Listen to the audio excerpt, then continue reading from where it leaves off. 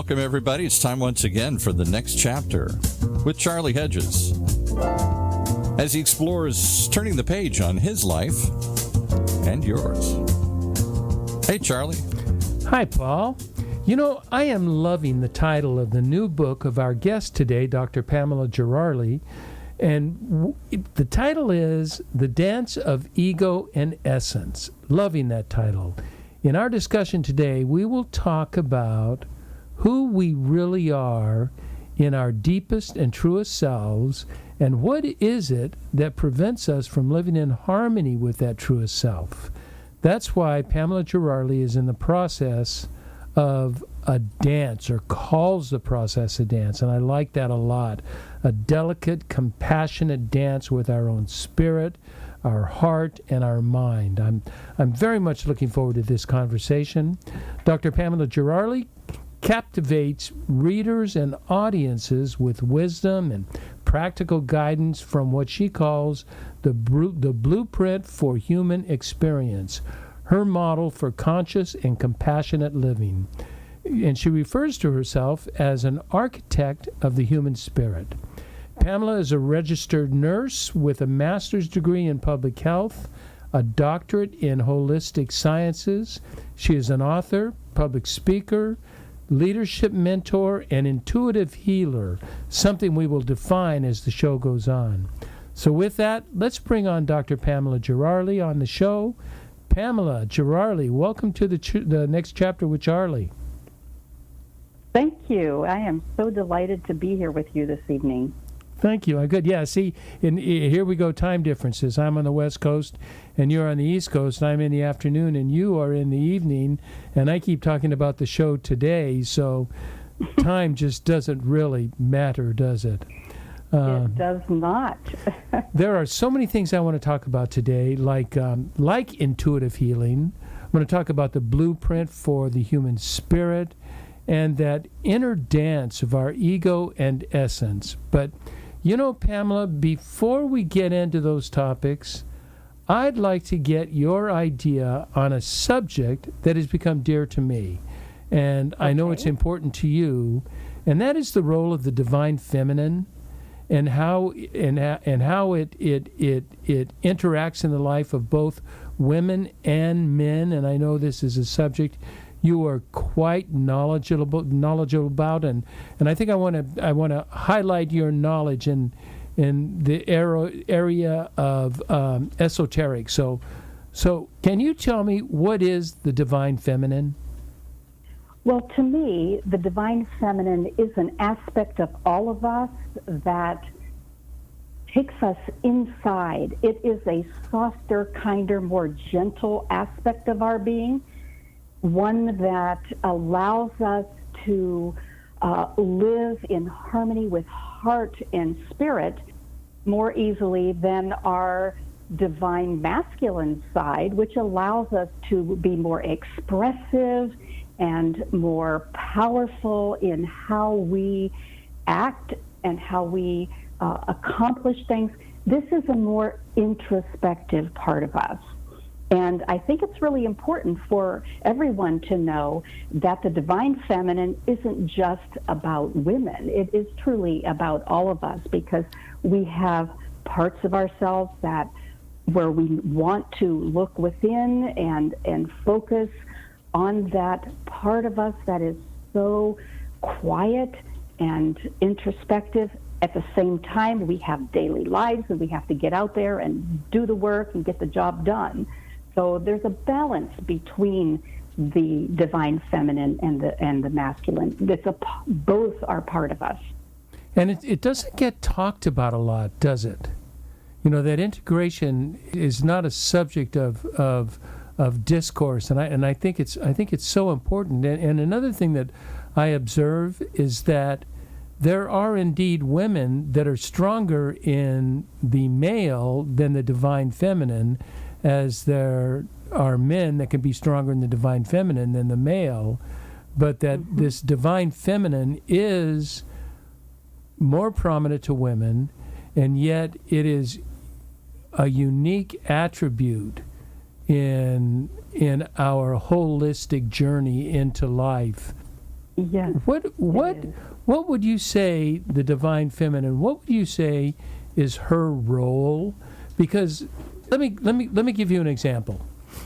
You know, people know that I am quite involved in mystical contemplative theology, and the feminine, and you know, my two of my heroes in late medieval Christian mysticism is Julian of Norwich and Teresa of Avila. They are feminine. And I was talking, as I was studying with that, I also, you know, I studied different disciplines, and I actually for a time had a shaman, and the shaman was very helpful. And I was having dreams of the feminine coming to me in all sorts of various modalities. And she told me, and this was the first time I had ever heard the term, she told me, Charlie, I believe you've been visited by the divine feminine, and you are being called into that attribute of your life. And it has been so prophetic. And this was maybe 3 years ago, 3.5, 4 years ago. How would you define the role of the divine feminine in, maybe let's put it this way, in the life of a male? Well, I have not lived the life of a male, but I can correlate something with my own life. In my past, when I was working in the healthcare system, I was very involved with nonprofit health organizations. I had a variety of leadership positions, up to the point where I was the program director for an organization for the entire country. And I mean, I was considered a bulldozer. And I pushed and I made things happen through my own ego effort, so to speak. And it was very out there. It was very dominant, as opposed to the way I am now. And when I went through my spiritual awakening process, my whole life changed. Instead of being, you know, a diehard pushing kind of I'm still a take charge person, but I have become softer and more gentle and more loving and more caring, instead of just pushing to make things happen. And I think the same thing is true among men who have been in the workforce, and they have to make things happen, and just like women do. But eventually we get to the point, all of us, where our life softens, where we become more gentle, where we become more caring and more loving and more tuned in to other people.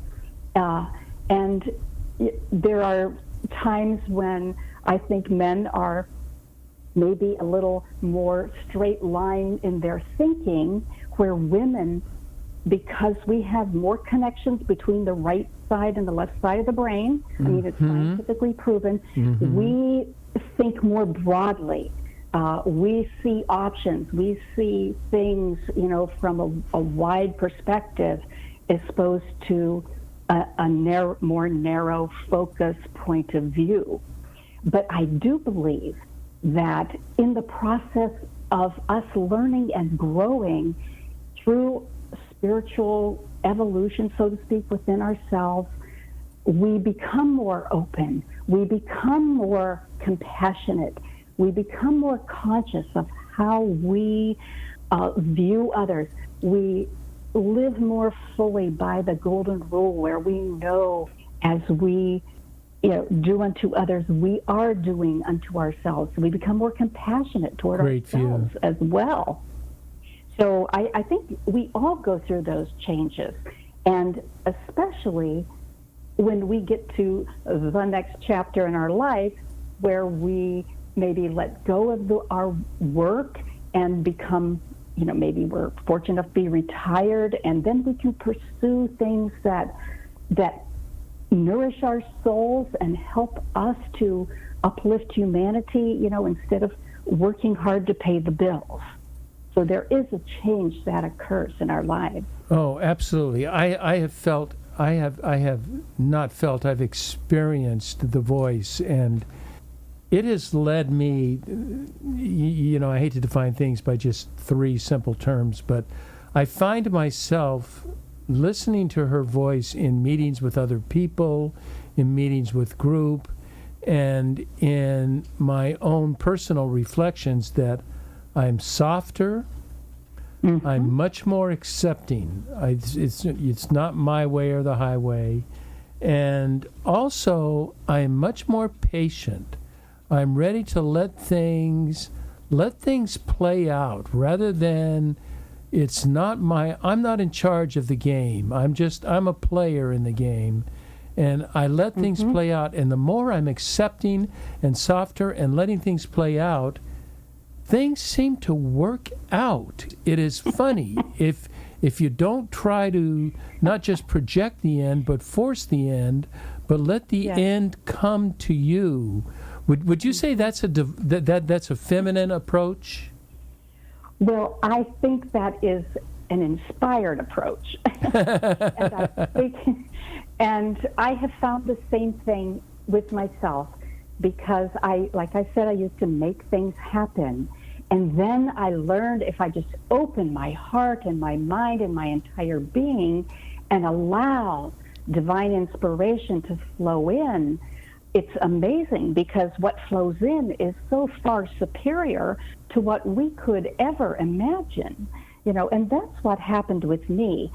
I was raised in a very conservative home, a very small, tiny town, and in a fundamental Christian church.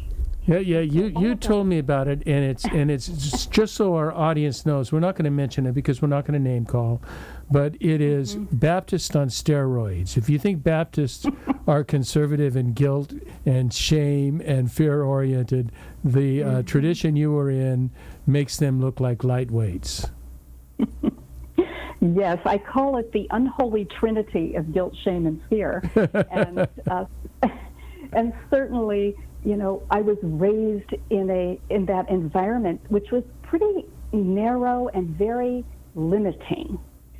But I didn't know any different, and I was safe, and I felt, fine. But I was fearful because I didn't think I could ever be good enough. I didn't think that I could live the way that I was told that I had to make it inside the pearly gates, so to speak. And when there were so many rules that it was impossible to live by them. It is so frustrating to me, in my current theology, it is so frustrating to me that rules are never for entry.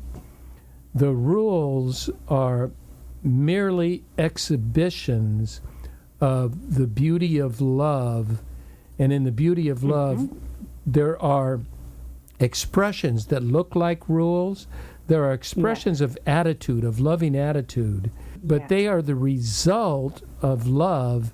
They do not, the rules do not earn the love of God. That is, that's very clear. And if you look at the Bible, the evolution of the Bible, it shows how, maybe we started in the physical realm, and then in the mental realm is where we needed the rule because we hadn't opened the heart yet to love. And once we are, operating from love, as you said, we don't need rules, because you would never do anything to diminish anybody, because to diminish someone is to kill. That's what thou shalt not kill, to me, is all about, diminishing somebody. So there are many things. Like I said, I was raised with all those rules, and when I went to college, I left them all behind and pursued a career that was very challenging and very exciting, until I had a moment where my life took a huge turn. And I want to use that as a transition, because I see that in your life, and I see now that we've explored the depth of your knowledge, and I would like to find out a little bit more about you to give our audience a context. And sure. Pamela, sometime back, you made a transition from, as a registered nurse, a healer of physical bodies, to a healer of inner self. And is that an okay way to put it? Exactly, because everything I do, I feel like it's healing. I feel like my work is in part healing the world. It's healing victimhood. It's healing separation. It is healing us from living limited lives when we have infinite potential. So yes. Tell us about that transition. How did you go from a nurse, from a healer of physical, to a healer of inner spiritual? And we need to make this a little brief. I know this could be a book in itself, but... Oh, yes. Okay, real quickly. I went to the Center for Creative Leadership, and for the first time did visioning and journaling. We worked with change partners, did nature walks, and it was such a powerful experience. I mean, when I did these visioning exercises, I went off to the point where I had a hard time coming back into myself, so to speak. But when I went back to work, I realized that my job was no longer compatible with my new vision. So I had just gotten married about a year or so before, and I quit my job. I just walked away. So I went into a state where everything was up in the air. I had lost my income, but I didn't need it. I was married at that time. I lost my sense of self because I identified with my job. I lost my connection with a lot of people. I was, managing teams and all kinds of things. And so there were all these weird... Lots of anxiety in the midst of that.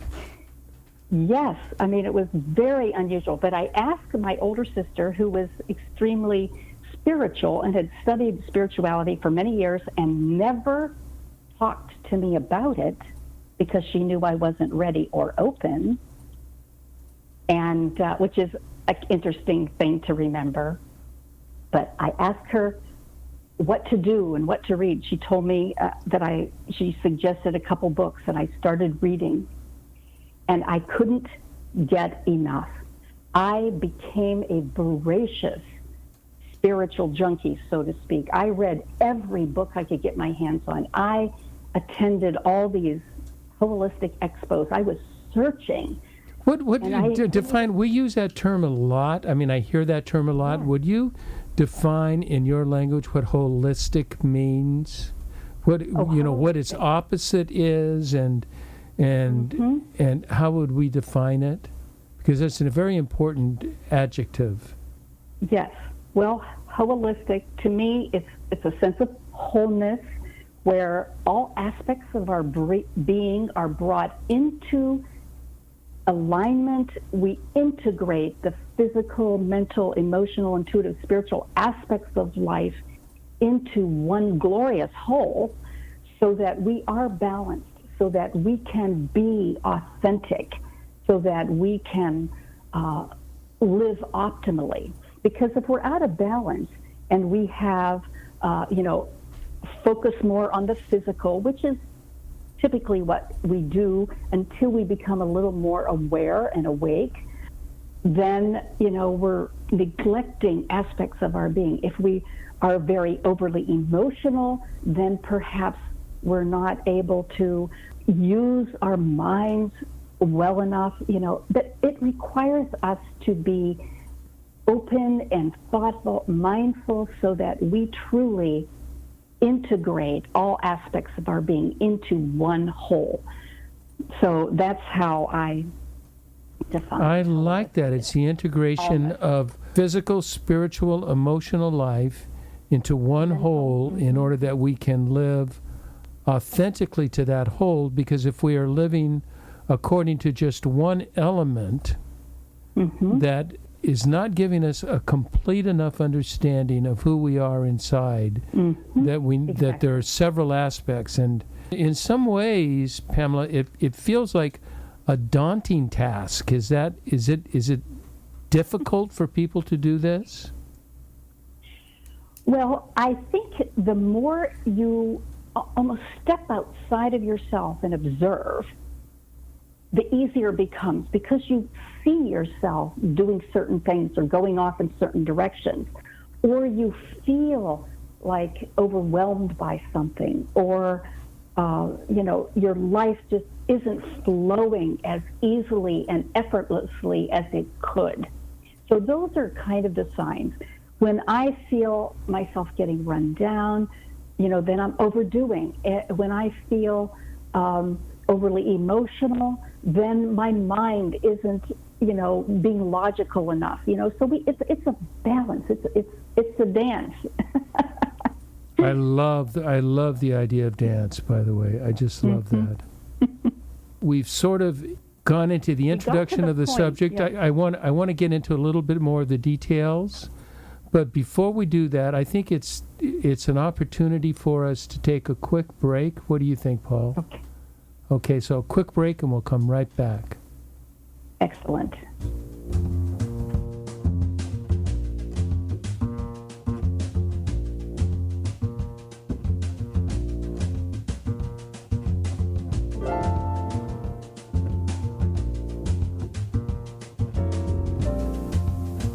Hi there, this is Charlie Hedges with The Next Chapter with Charlie, and my very special guest today is Dr. Pamela Gerali, who is registered nurse, once healer of the physical body, and now is a doctorate of holistic, let me get this correct, where is it, a doctorate of holistic health sciences, where she's a healer of the inner self, a healer of the spirit.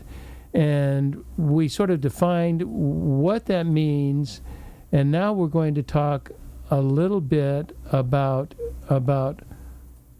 the details of that. Now, I noticed in one of your writings you call yourself an architect for the human spirit, and you have some specific processes around that architect for the human spirit. Do you want to talk to me about what that means and what that entails? Yes, of course. Well, came with that idea because I received an amazing gift from God. I call it the blueprint for the human spirit. So being an architect is kind of in harmony with... And that, by the way, I must say, is on your website. You can access it and find out all about it. You can take courses on it. It's in your book, and there's lots of information on that. Is that not correct? That is correct. And my website is drpamelagerali, GERALI.com. It will be in a link on the show notes. Easy. Perfect. So, but the blueprint is an amazing gift because I was awakened in the middle of the night and information started flowing in. Now, I had been a seeker for quite a while, but I was fearful that someone would lead me down the wrong path. So all of a sudden, information is starting to flow in. It's like the sky is open at 3:30 in the morning and in flows this information. And I was awakened, and this information came together in this beautiful, beautiful matrix that I call the blueprint for the human spirit. But it emerged one concept at a time over approximately 6 months. I was awakened 3 or 4 mornings a week. And I would, after about an hour and a half, I would get up and type everything into my computer. And it just kept evolving and evolving. And in harmony with that, I was growing. I was learning. My whole perspective was changing. And so this beautiful blueprint emerged and guided my spiritual growth. And it was amazing because it's compatible with ancient teachings and new science, Eastern philosophy, and Western psychology. So it's relevant for people from all walks of life and all faiths. So that, to me, is what makes this different from typical religious teachings.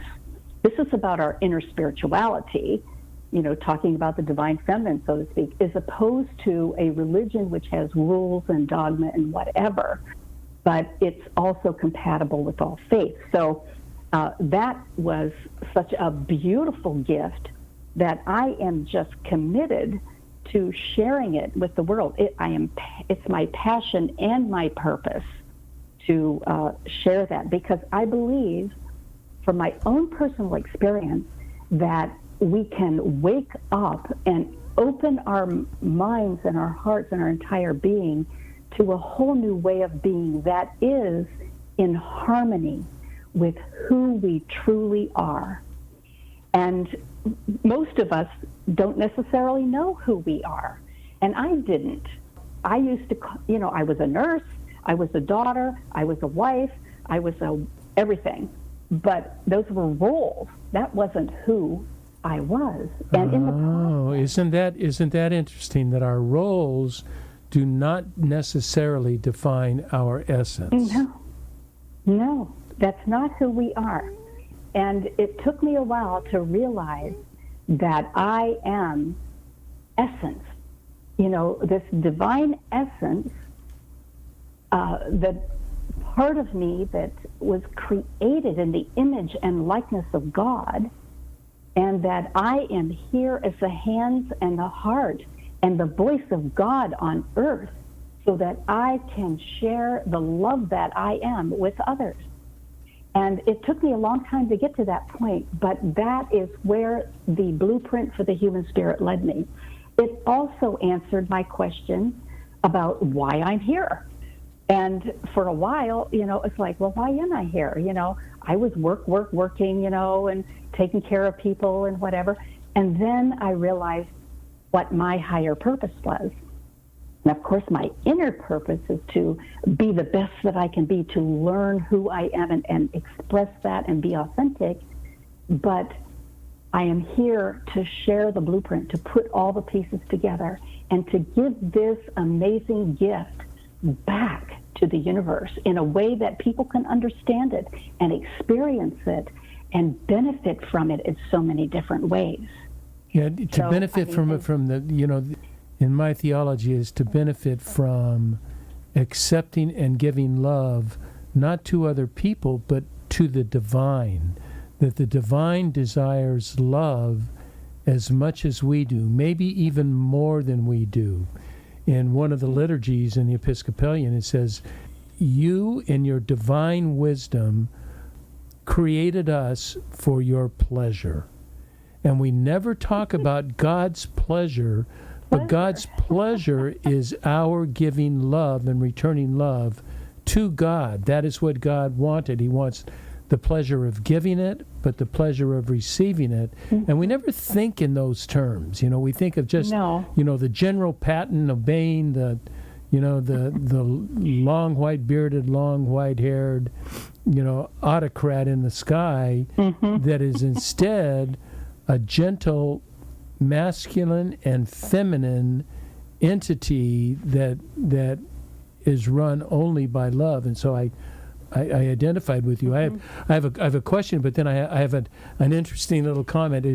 I'm wondering, is there something about 3:30 in the morning that it's God's timing for opening? Because that's when I receive word from the Lord for something I've been working on. I'll wake up at 3:30 in the morning with such clarity, but it's at 3:30. It's just what is the 3:30 timeline? Is that like when God's on, just kind of on the high watch? All what you have said reminds me of another very important point that you bring up, and that is about personal authenticity.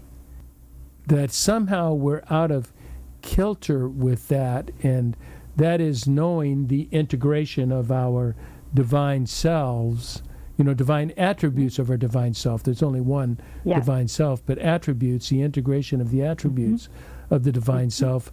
How do you think of authenticity? Because we've talked about it a lot on the show, and every time we get a different angle at it. I'm curious of your angle.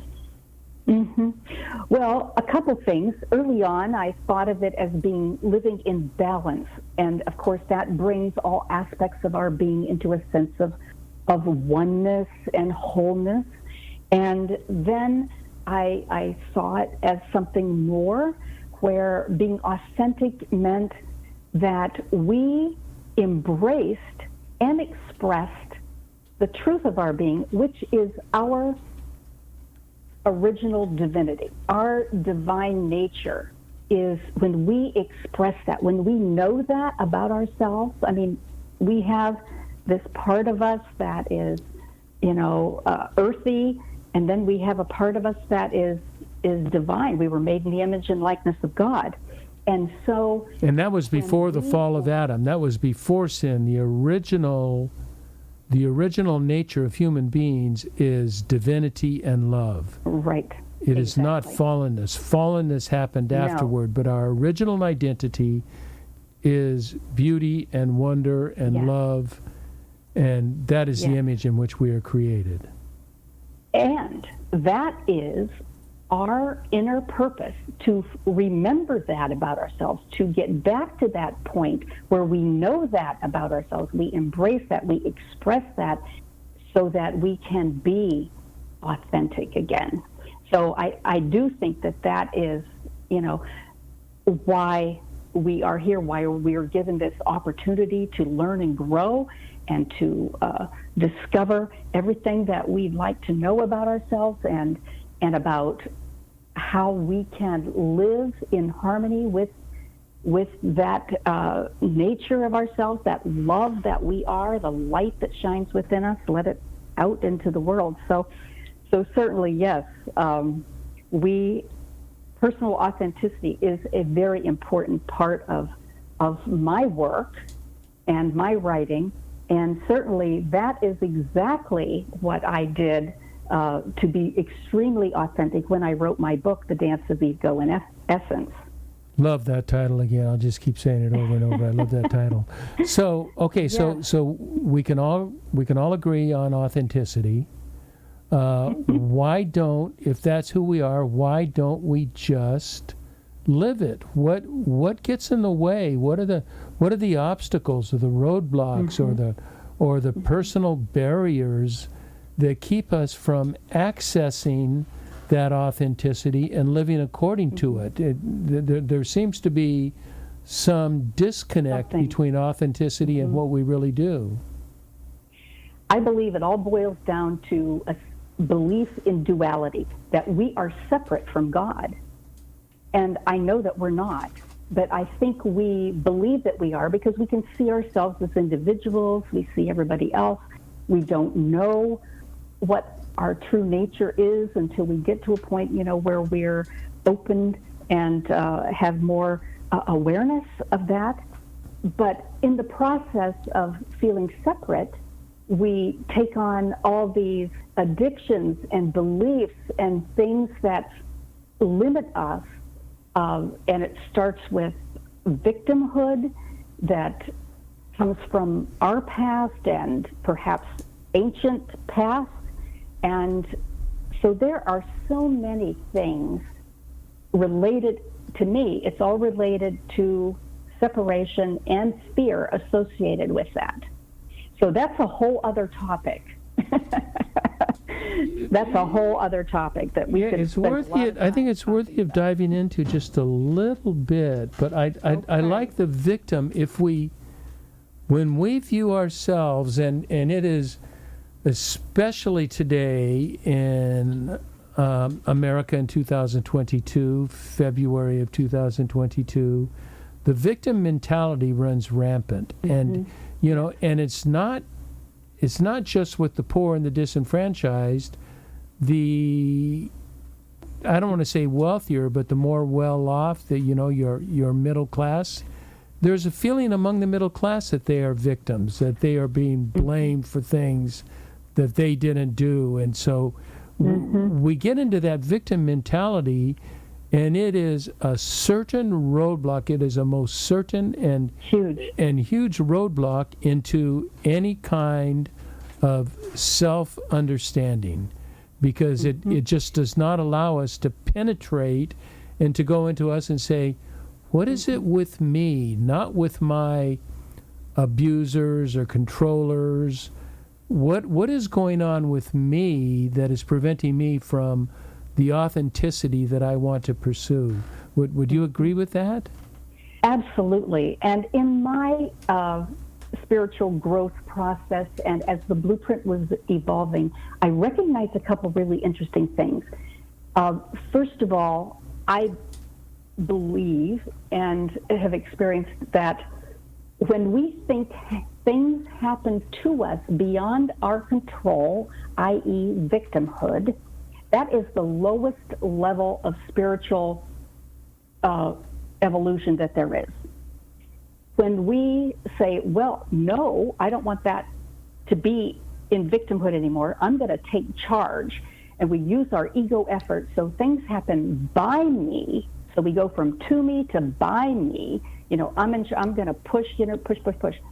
And we learn that, that doesn't work so well either. Then we get to a point where we go in partnership, where God works with us and through us so that we can love others more fully and be a light that shines, to the point where we finally are able to show up as light, as love. And so we go through this process of learning and evolving. But victimhood is the lowest level, to me, of understanding. If we are victims, we are powerless and don't have within us the ability to say no. And you can't say yes to something if you can't say no to something else. So there's this whole process that goes with that. And certainly we need to heal victimhood. And I believe that part of what I have experienced and the Blueprint for the Human Spirit, my book, The Dance of Ego in Essence, can truly help people to get past victimhood. When I was writing that book, I had a stream of things flow through me. I was confronted every single day with something that rocked me to the core. And I was letting go of more and more old stuff, which is what victimhood does. It keeps you trapped in this negativity where the past supersedes the present, and then the future doesn't happen. If we can't let go of the past so we can fully engage in this moment, then we cannot envision a bright future. So certainly victimhood is something we all need to work on. We need to let go. And radical honesty helps in that process. Is this the function of the blueprint for the human spirit? It is to overcome these roadblocks and to transcend them into something more profitable, in unity with the divine, in unity with love, in unity with service and help. Is that sort of the process, or sort of the goal of what your blueprint is all about? Yes. And your blueprint is a very active homework. It's not just read this blueprint. It is a blueprint that you will do. You will develop your foundation, then different parts of the building that you are constructing. Is that not what the blueprint is about? Yes. And it's available on your website, and people can join you in that. Exactly. And I'm soon to launch a series of classes. I have this wonderful book, and I am so committed to this because it is a game changer. It is something that can help us shift out of seeking and wallowing in the past and wallowing in negativity and victimhood, so that we can find the truth of our being, so that we can embrace essence instead of being stuck in the muck, so to speak, of what ego creates as a substitute for what we truly want, what we truly desire. And so that's part of the dance, where we can just become more empowered as we let go of all these old beliefs and all this negativity. In fact, we can learn how to look at life experiences in a way and see them as blessings instead of curses, so to speak, so that we embrace them and realize that from them we have learned and grown these opportunities for us to become more aware, more awake, more tuned into who we are, more in touch with God, more love that we are. So there's a whole way that we can truly let go of things. And I think by reading some of my candid stories, I mean, I was radically honest, that it helps other people to do the same thing. That's and in incredible. The process, I know. That's incredible. You know, I have a sort of a theology that is very strong with me, that and it has to do with good and evil. And we think, you know, there are two sides. There's good exist and there's evil exist. I do not believe that. I don't. I believe that evil, and in the biblical terms, it's called sin, and the Hebrew for sin is quite more revealing. It's called missing the mark. It's just missing the mark of love. That's what it really is. Exactly. And that I don't view sin or missing the mark as an entity in and of itself. I believe it is a perversion of the good.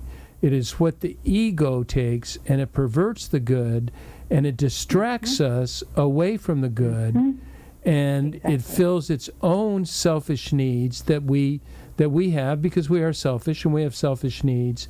And until we can transfer those and begin to chip away at these perversions, as you do, as it sounds like in your blueprint, you begin to chip away and you begin to see the good doesn't emerge, it just becomes more real and becomes more apparent. It doesn't become any bigger, it just becomes more apparent, because this perversion becomes less apparent and less destructive. That's sort of my take on it. But I have one final question for you before we wrap up the show. Sure. And you talk about, and I love this concept, so I want to go into it just a little bit. But you talk about building a positive relationship with yourself. See, I think that's so important. I think so many of us don't have a positive relationship with ourselves. We have this parental, we never made the mark. We have this ineffective and many times religious view that we are not good enough, and we can't have a positive relationship with ourselves because we are judged by this general patent type of deity that wants to put us under rules and regulations, rather than this soft and gentle deity that has fought from day one to integrate us into this love that is a positive relationship with self. And I'm wondering how you define and what you do about building a positive relationship with yourself. I think it's critical. Well, I think that is key. If we don't focus on ourselves first, then we can never become the love that we are and share that with the world. I don't know whether you've read Power versus Force by Dr. David Hawkins or not. I have but not. He said to become more conscious is the greatest gift anyone can give to the world. So my efforts are all focused inward on helping us become our best self, realizing the truth of our being, embracing that divinity, knowing our oneness with God, not separation, oneness with everybody and all that is. And in the process, then, we have to take care of ourselves. On a physical level, we have to take care of ourselves first. In fact, the heart is the perfect example, because it first pumps oxygenated blood to itself before the rest of the body. So if we follow the wisdom of the heart, we will first take care of ourselves physically. We will open our minds so that we can learn what, the God and the universe has to offer. We'll open our hearts and heal wounds so that we can truly love ourselves. And if we can't love ourselves, we can't love others fully. So it's critical that we first do our homework. We focus on ourselves and heal victimhood, heal all of those false beliefs that have limited us. And I will say there's one key. If there is a belief that makes you feel separate from God or anyone else, it's not the thing to hang on to. It's a lie. And so everything that I do and say and believe leads us to that point of oneness with God, of oneness within, of oneness with others, so that we can live optimally, we can enjoy life, we can celebrate life, we can be joyful, and to me, it also takes us back to childhood, where we are without judgment because we're open, we are playful and have fun, and yes, very early childhood, and embrace life. And, so there's all these qualities of that children have before they've been tainted by people who suppress them. And that's what I believe we want to get back to. Jesus said, "Let the children come to me, for theirs is the kingdom of heaven." That is where the blueprint takes us. Thank you. And so, you know what I am so encouraged by, and I hope our listeners catch this, that everybody knows that I follow the medieval Christian tradition, and so I'm a Christian, but I'm kind of of a different ilk. And what I love is that the beauty of the message of divine, the beauty of the message of God, is true in so many different disciplines. It is this message that it is a universal human message to and it makes no difference which religious tradition you fall under. It is still this tradition of